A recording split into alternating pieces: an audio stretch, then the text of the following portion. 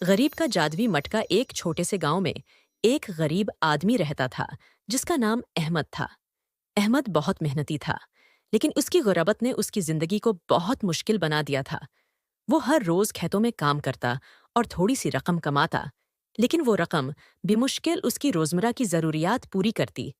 ایک دن جب احمد جنگل میں لکڑیاں کاٹنے گیا تو اس نے ایک پرانا مٹی کا مٹکا پایا۔ مٹکا بہت خوبصورت تھا اور احمد نے سوچا کہ وہ اسے گھر لے جائے گا اور پانی بھرنے کے لیے استعمال کرے گا۔ جب احمد مٹکے کو اپنے گھر لے آیا اور اسے صاف کیا تو ایک عجیب سی بات ہوئی۔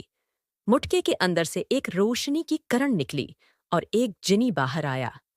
جنی نے احمد سے کہا، میں اس مٹکے کا جنی ہوں اور تم نے مجھے آزاد کیا ہے۔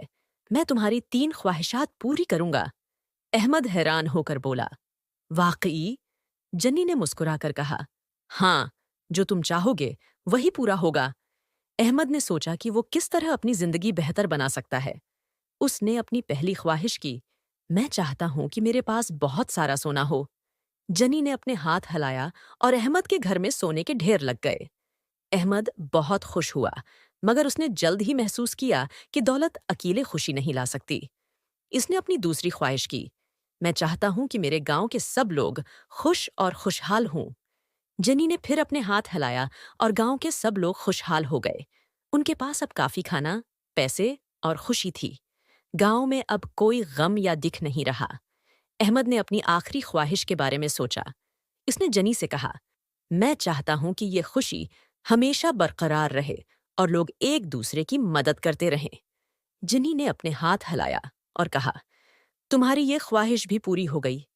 احمد نے دیکھا کہ لوگ ایک دوسرے کا خیال رکھ رہے ہیں اور ہمیشہ ایک دوسرے کی مدد کر رہے ہیں۔